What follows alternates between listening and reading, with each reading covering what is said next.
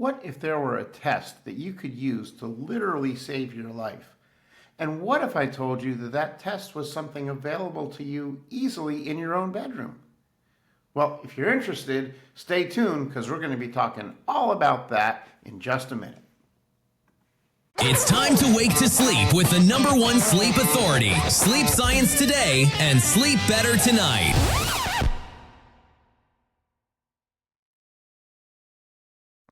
Welcome to Sleep Science Today, the show where we talk all about sleep and the science behind sleep. We love educating our audience about how to get a better night's sleep. Today, we have an expert on, Dr. Chelsie Rohrscheib. She is the head sleep scientist and the head sleep expert at Wesper, and we're going to tell you what that is as we get going. But let me start off by welcoming Dr. Rohrscheib. How are you today? I'm fantastic. Thank you so much for having me on today, Andrew. I just love talking sleep. So anytime I get a chance, makes me real happy. Well, you're in the right place. That's what we do here. um, okay, so to kick off today's show, maybe it's a good place to start if I ask you, here we are, it's now 2026 when we'll be listening to this show, and what types of things are you seeing in the sleep industry in terms of issues that are becoming sort of forefront for sleep doctors and for patients that are dealing with particular issues of their own? Yeah, so as you're probably aware, there are many, many different types of sleep issues and sleep disorders. Over 80 sleep disorders recognized, in fact, but Uh-huh. some are a lot more common than others. So typically, the types of sleep issues that we see coming through the medical system consistently are going to be issues related to insomnia, which is an inability to fall asleep or stay asleep throughout the night. That's pretty common. The second most common sleep issue that we see is called sleep apnea. And this is really a disorder of your breathing while you sleep. So, approximately 20 to 26% of the US population is thought to have sleep apnea. Honestly, these rates are probably higher. It's just really hard to actually track these individuals because so many people go without getting a diagnosis or treatment. Mhm. But sleep apnea is really caused by pauses in breathing throughout the night when you sleep. And this can be caused by an obstruction in the upper airway. So something is blocking the flow of oxygen into your lungs. Or less commonly, it's more of a neurological issue where the brain is not telling the body to breathe. So very, very common. Some other sleep issues that we see that aren't as common, but we do see frequently enough, include things like restless leg syndrome, narcolepsy, which is also a type of hypersomnia disorder, circadian rhythm disorders, and certainly we do see some behavioral disorders that occur while you sleep, like nightmares, sleepwalking, sleep talking, things like that as well. Wow. Wow. That's a pretty big list of things for us to Mhm. be aware of. But, you know, years ago, nobody would have talked about any of these things. And now here we are on the radio talking about it. So we've made a lot of progress. Um, I was listening to the list, and the question that popped up into my mind was, are any of these sleep disorders that you've talked about or any others, are they things that people might like be doing something to cause them, or are they all things that are just sort of happen to us? It's a little bit of both. So, we have the nature versus nurture environment. Some people are genetically predisposed for some of these sleep disorders. Now, we have a little bit of information on why that is by investigating genes over the decades and seeing how they correlate to rates of certain disorders. A lot of it can also be behavioral and also lifestyle related. So, for instance, insomnia, you can have a variety of genetic variants that make you more prone to being a very sensitive or light sleeper, or somebody who has a lot of stress and anxiety in their life, which also affects their ability to sleep. Typically, if you have a family history of insomnia, you're more likely to develop it, but also just generally having poor or behaviors like poor sleep hygiene, so drinking caffeine too late in the day, looking at your electronic devices before you go to bed, these can all contribute to developing that disorder. Uh-huh. With things like sleep apnea, yes, there's definitely a genetic component. So if you have a direct relative that has sleep apnea, that usually increases your risk by about 50%. This is Oh. because your family can give you anatomical features that make you more prone to have those upper airway blockages. This is because it's primarily an anatomical issue, especially the obstructive type of sleep apnea. There are some lifestyle factors that can contribute to sleep apnea, such as smoking, living an unhealthy lifestyle, having an elevated BMI that can also place you at risk. So, like I said, it's a combination of both. Sometimes it can be hard to figure out what exactly is causing the sleep issue for you. And that's why it's really important to work with a licensed sleep health professional. Mm-hmm. Wow. Okay. So, I really would love to follow up a little bit on that from the sleep apnea perspective. This genetic component and the fact that if it may run in families, you're saying. And here's my question. So if I purely look at the media, if I look at the internet and I listen to things that I hear in the media, I get a picture in my head of someone who's typically a middle-aged male carrying some extra weight, maybe not the best diet, maybe a smoker, whatever it may be. Is that true, or could there be other types of people that also struggle with sleep apnea? Or when I say also, I'm assuming that my first correct, iteration is true. Fill us in. What type of person, if there is a type of person, might be more prone to sleep apnea? Yeah, I love this question because this is a very unfortunate stereotype that has been spread around for a really long time. And the reason for this is because typically, when somebody's highly symptomatic and they snore really loud and you hear them choking in their sleep, it's typically in a certain type of sleep apnea patient, and that does tend to be a middle-aged or older adult man. And so the symptoms of sleep apnea can be a lot more subtle in other demographics, such as women or younger individuals.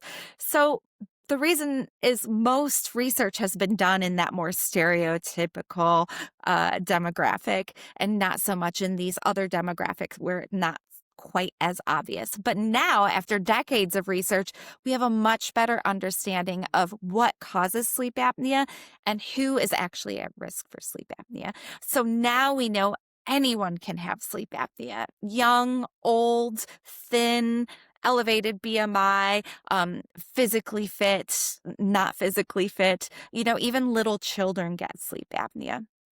And so Wow. the primary reason for sleep apnea, again, is it's not really how healthy you are. It's not really so much about your lifestyle. It's an anatomical issue, right? Some people are just born with very narrow airways that are more prone to collapse. Some people have enlarged tonsils. Some people are born with an enlarged tongue. And these are all factors that can contribute to that upper airway blockage. So if you are somebody like myself who has a very narrow jaw, you are going to be more prone to sleep apnea, regardless of how old you are, regardless of how fit you are, regardless of how healthy you are. Wow. So so if somebody has sleep apnea, will they know it? In other words, will they struggle to sleep and wake up realizing that they're not breathing? Or is there any signs that someone could look for that would tell them that they have sleep apnea? So there are a handful of really obvious signs. Now, I should preface this by saying that individuals with sleep apnea can have a lot of signs and symptoms. They can have severe signs and symptoms, or they can have very few signs and symptoms and very mild signs and symptoms. There's a full spectrum. So no two people are the same. The most typical symptoms we see would be snoring. Snoring is pretty common in sleep apnea patients, and this is because the same issues in the back of your throat that cause those airway blockages can also cause that snoring sound. You don't have to be a heavy snorer. You don't have to snore like a freight train. Really, any amount of snoring, even if it's quite light, is definitely a sign for sleep apnea. Another very common sign, and this is usually noticed more so by a bed partner, such as a spouse or boyfriend and girlfriend. They may notice that you have long pauses in breathing while you sleep. They may notice that you make gagging noises or choking noises. They may notice that you accidentally wake yourself up from these choking and gagging noises. That's called an arousal, which is really just a kind of a technical way of saying that you've woken up briefly. Hmm. Some other really common symptoms include excessive daytime sleepiness. So, sleep apnea really reduces your sleep quality and really prevents you from getting into those deeper, more restorative stages of sleep. So, most sleep apnea patients do have some level of daytime sleepiness. Cognitive issues, brain fog, poor focus and intention, maybe some memory issues, maybe your mood is reduced. Some individuals have frequent morning headaches that kind of go away as the day goes on. Oops, sorry about that. Hmm. Increased nighttime urination. Uh, Interestingly enough, insomnia is another common symptom. And this is because your brain is so predisposed to not breathing properly and not getting that oxygen during the night that your brain will try to keep you awake so that you can maintain your oxygen levels. And then there's some lesser symptoms. So teeth grinding can be pretty common, nightmares, weird behaviors during sleep. So sleepwalking, sleep talking, things like that. Wow, that's a long list. I'm Mhm. I'm thinking to myself, so if I'm listening to this, maybe the easy case is if I know that let's say I do have a bed partner and that person tells me that, oh, wow, you're really snoring and man, you were gasping for air. That would be sort of the easy one to say, maybe Mhm. you should get that checked out. But what about a person who sleeps by themselves and doesn't have anyone to say to them, hey, you were, doing these things last night? Um, how does a person in that scenario know whether or not they're even, you know, should be worried about sleep apnea? Right. It's tricky, especially if you don't know what to look for. But the main things are so if you're somebody who is constantly tired and fatigued during the day and you don't really know why, so maybe you feel like you're getting enough hours of sleep. Maybe you even feel like your sleep seems deep and you're dreaming enough and it's restful, but you're just feeling a little bit tired. And you've gone to your PCP, you've done all the blood tests, you've done all the other assessments, and nothing is really coming back. That's a pretty big red flag for sleep apnea. Hmm. Another reason that's more subtle that we frequently see for people who eventually go on to get assessed for sleep apnea is small spikes in their blood pressure. So, being pre-hypertensive is a big sign, and that's because sleep apnea puts a pretty large strain on your cardiovascular system. And one of the first ways we see the cardiovascular system start to go downhill a little bit is usually with elevated blood pressure. Some other things, if you just feel like you don't have enough energy during the day, you feel like you're getting very fatigued. Um, if you're just not like as sharp at work, or you feel mentally kind of low, unable to focus, really concentrate, that's another subtle but common symptom. Mhm. Wow. Okay. So Mm. these are things for people to be aware of. So today, we have so many advances in technology, and I know there's a lot of different types of testing opportunities out there. Traditionally, when we think of a sleep test, we think of going into some office somewhere and sleeping in a bed and getting hooked up to all these wires and all this stuff. But I know there's other options out there, and that's what I'm going to ask you about next. But before I ask you about that, we've got to stop and take a commercial break. But when we come back, let's learn all about different opportunities for testing sleep apnea. So I'm Andrew Colsky. This is Sleep Science Today. We will be right back and talk more about apnea testing. Sleep Science Today offers a lot of great resources for our listeners, including a popular sleep support group. Don't miss out on what we have to offer. Find all of our resources at sleepsciencetoday.com. Oh, and don't forget to subscribe to this channel. Sleep Science Today, and sleep better tonight.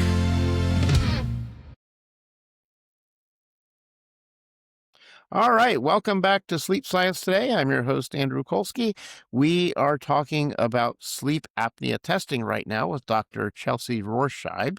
So, doctor, tell us what types of tests are available that are actually convenient, because I know that's an important thing for people is convenience. Yeah, so many people that come to me say, you know what, I think I might have this sleep disorder. I've been dealing with it for such a long time, but I really don't want to have to go sleep in a lab overnight. I'm really scared. And the good news is, that's kind of a thing of the past. So, back in the day, pretty much everyone who needed a sleep test went into a hospital or clinic, hooked up to a bunch of wires all over their body, their face, their head, and they had to sleep in a unfamiliar bed in kind of like a cold room while somebody watched you sleep. And that's very daunting and off-putting to a lot of people. I know, I've done 2 of them, so I'm very well versed of how uncomfortable they are. Right. But in the last 10 years, technology has progressed so quickly, and we've introduced home sleep testing for very specific sleep disorders. So like I said earlier, the most common sleep disorder is insomnia. Now, insomnia is typically diagnosed through history and sleep diary. You don't necessarily need a lab study for that. Alternatively, sleep apnea, you do need an actual study to diagnose you for sleep apnea. And this is because we have to look at how you're breathing during sleep. We have to understand how often you stop breathing during sleep, how long those pauses last for, and how much it actually affects your oxygen levels. Mm-hmm. So now we have home sleep apnea tests, which are nearly as accurate as an in-lab study for diagnosing sleep apnea. The benefit is these tests are tiny. They're usually made up of a single component or, a 2 to 3 component. It's a small sensor that you typically place on your body. Oftentimes it's on your finger or your wrist or on your trunk. And these devices connect wirelessly, typically to a mobile app that you run while you sleep via Bluetooth. And that data is processed and uploaded to typically a secure cloud-based server to be analyzed while you sleep. These devices are so small and so comfortable. Once you put them on, you barely know they're there. The other benefit is you get to sleep in your own bed, in your own environment. And Right. most people sleep so much better. So what that means is the data that we do get from those devices are a very accurate depiction of what a typical night is for you. These devices also allow multiple nights of data collection. So in-lab studies are very complex. They're very expensive. They're very time-consuming. At least in the United States, most of the time, your insurance carrier is only going to cover one study, whereas these home sleep tests are very inexpensive and very easy to use. So you can typically do multiple nights of study, which means we get a very good longitudinal look at how your sleep is and how it might change from night to night, because no 2 nights are exactly the same. Mm-hmm. So, you described several different types of devices, like something on your wrist or Hmm. something on your finger or something on the trunk of your body. And, I've had the opportunity to see a lot of these because I go to sleep conferences, and of course you get to Hmm. see all the devices out there. So here's my question then. In terms of home sleeps tests, I Hmm. know sleep apnea is a big issue. We started off testing sleep apnea because that's one of the biggest things people are tested for. Today, here we are, 2026. Are devices able to measure other things in home tests? Like, where are we today? Yeah, they're certainly moving in that direction. So basically, the devices are getting closer to collecting the amount of data that we would typically see in an in lab study. And what that means is we can start looking at other sleep disorders that aren't necessarily related to sleep disordered breathing. So for instance, there are devices out there that are screening for leg movement disorders. So this would be like restless leg syndrome, a periodic limb movement disorder, which is essentially at night when you are asleep, your legs will kick out in a very rhythmic way. Now, that can be a disorder in itself. It's usually related to a neurological issue, or it can be related to other sleep disorders like sleep apnea. There are some home sleep tests that are even looking at screening for disorders like narcolepsy, certain sleep behavioral disorders. So I think they are getting pretty cool and pretty advanced, and Mhm. I'm very excited to see where the industry moves. Wow, wow. Yeah, so somebody who invests, I don't even know what the cost is today, in an Apple Watch or something like that, are they able to do their own little sleep test with that? Yeah, with limitations. So, the consumer wearables are not medical grade, which means they're not FDA approved to collect accurate medical data.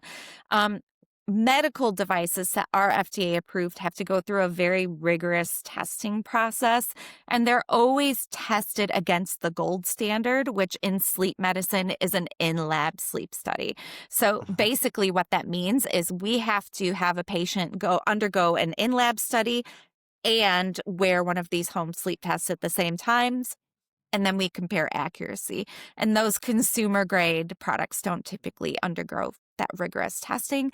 However, they can be a really good screening tool. So these devices are getting more interesting with the data they're collecting. They're certainly collecting data about your sleep behaviors, your sleep time, how frequently you're waking up. They can give some sleep staging information, so how you move through each sleep stage, N1 through N3, and then obviously REM as well. Um, they are starting to collect information about your oxygen. So they can tell when your oxygen dips and Uh-huh. if that might be related to your breathing. And so it can alert you to whether or not you might have a disorder like sleep apnea. So I think, take it with a grain of salt. They're not as accurate as a medical grade device. But if you see anything really weird and you see those weird data points come up consistently, it may be good to go have a chat with your doctor about getting an actual medical grade sleep study. Interesting. Interesting. Okay. Yeah, I mean, just watching the proliferation of technology and how quickly it's going, and then with AI being added to everything today, Hmm. and what that does is just amazing. So let me ask you this then. You're obviously, as we said in the intro, working with a company called Wesper. What do you all do? Yeah, so Wesper is one of those home sleep apnea devices. Basically, we are FDA cleared to test for obstructive and central type sleep apnea. So we can do either or. Some people have mixed sleep apnea, which means they have both obstructive and central at the same time.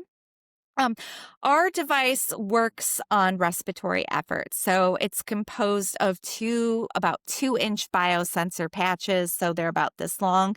They're very flexible and they're very cushy, and they adhere to the abdomen and thorax. And when the patient is asleep and they're inhaling and exhaling, those patches are very, very sensitive to chest wall movement, and they Hmm. can detect whether you stop breathing, um, how long you stop breathing for, whether you have a full breathing stoppage where you're getting no oxygen into your lungs, or a partial breathing stoppage where you're getting some oxygen but not enough. And that's also paired to a finger pulse oximeter, which tells us about your oxygen levels. So, how does your oxygen level respond to those breathing stoppages? And from that, we can collect very sensitive and detailed information about that individual's sleep, respiration, body position, body temperature, heart rate, SpO2, which is your blood oxygen saturation. And Hmm. when we combine all of that data, we can determine whether or not that patient has sleep apnea. We're also multi-night capable, which means we can test the patient over a long period of time. So as few or as many nights as you want. Well, that's interesting because Hmm. most of the tests that I've been exposed to are like a one night, and then it's disposable and then you're done. I am curious. You said that you've got this pulse oximeter on the finger, but then you've got also other things that are on your abdomen. Is there, just out of curiosity, is there like a wire that goes from your finger down to your abdomen? So you got this wire you got to deal with when you're sleeping, or is that not the case? Yeah, no, it's all independent, and it all connects wirelessly to a mobile app that you would run off your phone via Bluetooth, and all that data just gets uploaded and integrated into a cloud-based algorithm. And then when that goes to the algorithm, it goes into a provider portal. The doctors can log in and they can check on all their patients. They can see their raw sleep study signals, and they can also see the patient's clinical reports. Okay. So this is not something that I would go to the local drugstore and buy. This is something I'm going to get from my doctor. Yeah, typically this is a prescribed device.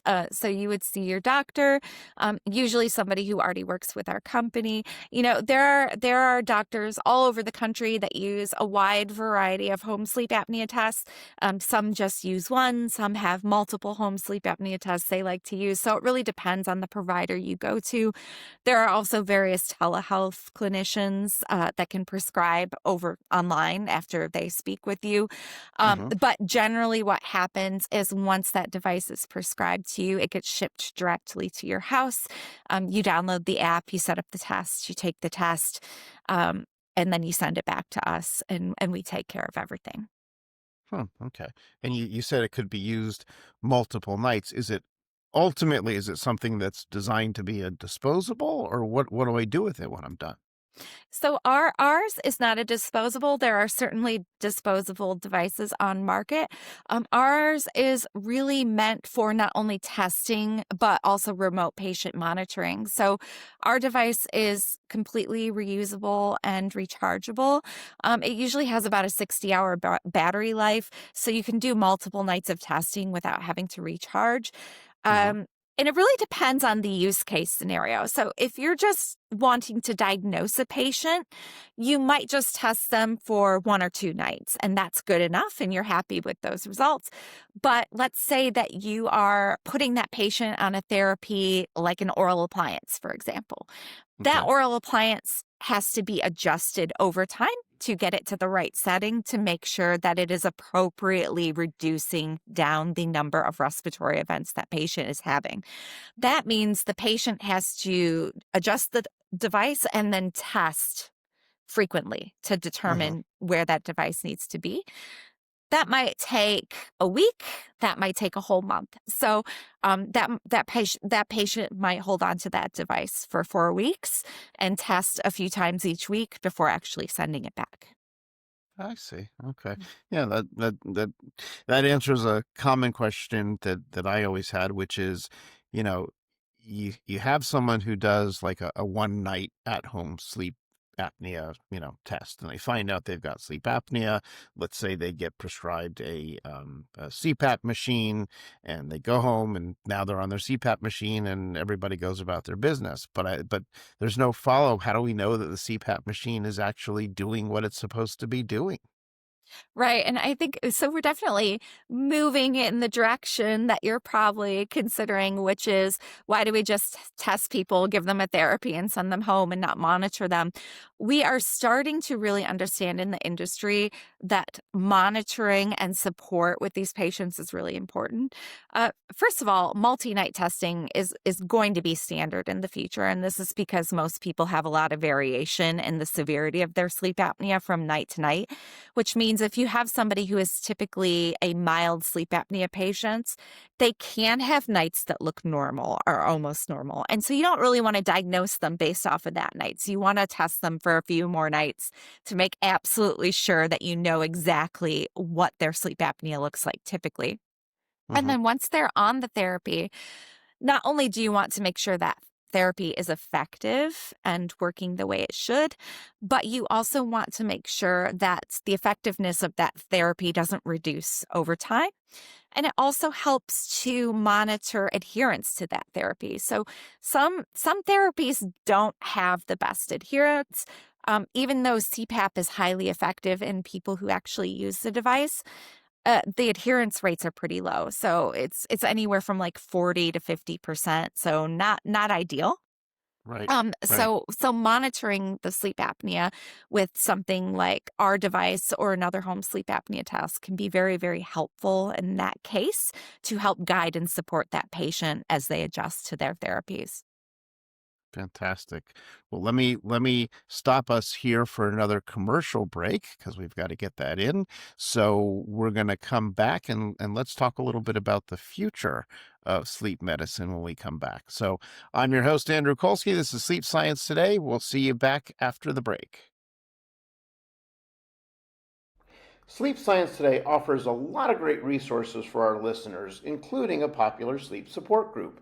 Don't miss out on what we have to offer. Find all of our resources at sleepsciencetoday.com. Oh, and don't forget to subscribe to this channel. Sleep science today, and sleep better tonight. All right, welcome back to Sleep Science Today. We are talking now about the future of sleep medicine and sleep testing. Tell us, so Dr. Rohrscheib, are there any interesting studies or devices or things that you're aware of that are kind of giving us a peek into the future of sleep medicine?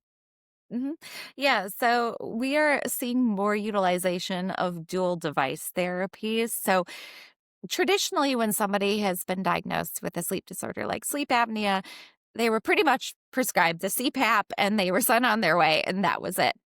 But the more we understand about this disease, the more we understand that sometimes people need multiple therapies and multiple lifestyle changes at the same time. So, for instance, we're seeing more utilization of things like myofunctional therapy, which is basically training the oral pathways to be stronger and hold your tongue in the correct position while you sleep. And that's typically combined with a therapy like CPAP. Um, we have a therapy called Inspire, which you're probably familiar with. This is a Hmm. device that stimulates the hypoglossal nerve, which is a nerve in your neck. Basically, it's a pacemaker that goes into your chest. It gets attached to the nerve and it stimulates the nerve at night. And this helps move your tongue into a forward position, preventing your tongue from blocking the airways. Now, that is an amazing therapy. And recently, specialists and the sleep industry have adapted that same therapy into the nerves that control the diaphragm, which are a little bit different. And this is to treat central sleep apnea. And central sleep apnea occurs when the brain does not sufficiently give the appropriate signals to the diaphragm to actually breathe.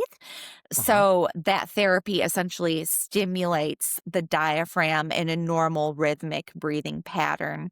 Um, for those individuals. Now, some people have obstructive and central sleep apnea, and they're starting to use both the Inspire device and that remedy device at the same time, which is pretty cool.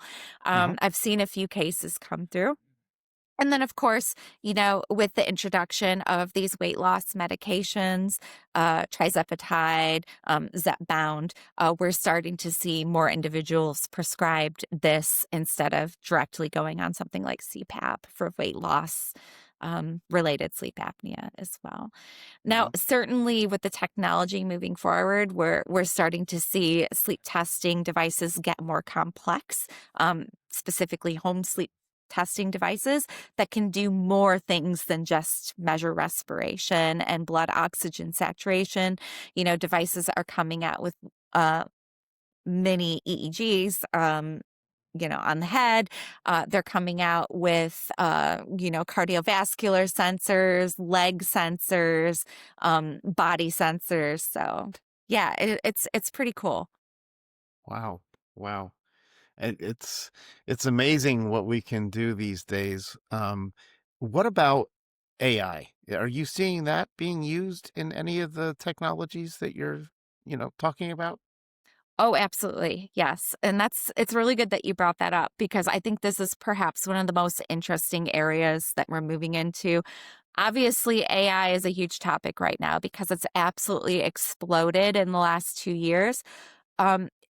It's becoming very clear that AI, well, not a replacement for humans, so it's never going to replace doctors or nurses or sleep technicians.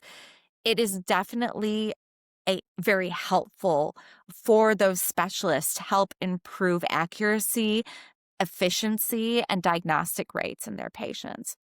I can Hmm. give you an example for our device specifically, how we Yeah. utilize AI.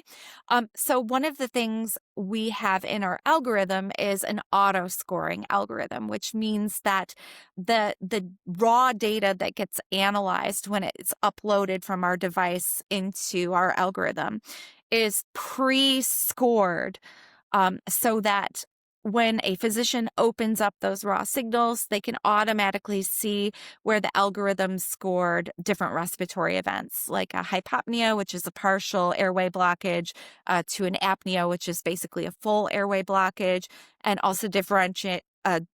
Differing between the obstructive types versus the central, and a wide range of other metrics as well. Um, Now AI kind of learns that it's a ghost, so the more patient data we feed it, the more accurate that AI gets, and it's becoming quite similar to manual human scoring. And I think that's a huge time saver for anyone who's used to reading sleep studies. I mean, all those individuals know exactly how time consuming that is, and this really just speeds up the process. Right. It also just improves overall accuracy. So it takes away a lot of those issues that might cause some mistakes or errors. Like maybe a technician's really sleepy, maybe their eyes are tired, things like that, which can cause accuracy issues. And then some other ways AI is really helping is it can start to make personal recommendations based on trends they're seeing from that patient. So it can collate the individual's health history, their demographic information, their sleep study results. And based on that, it might say, hey, you know what? This patient has such and such scores on their sleep study. They're such and such BMI. They have these health conditions. This patient might be most appropriate for a CPAP rather than a mandibular advancement device. Or Hmm. this patient may benefit from Inspire rather than, CPAP. So that's how it's getting really interesting. Wow. Wow. So taking that sort of to the next step then is, we've talked a lot about sleep apnea here, and we mentioned that there's so many other sleep disorders. Are there, if someone tends to have sleep apnea, are there common comorbidities that we might want to look at? Yeah, absolutely. So this is really the reason sleep apnea is so problematic. So yes, sleep apnea makes you feel tired, it causes cognitive issues, and that obviously is going to reduce the overall quality of your life. But in the long term, sleep apnea can be quite dangerous. And this is because it is a major comorbidity for many chronic health conditions that can reduce lifespan and also lead to a lot of other issues, just like, poor mental health, um, you know, just an inability to perform in everyday life, whether that's at work or within relationships. So, for instance, sleep apnea is a major contributor to almost every type of cardiovascular issue you can think of.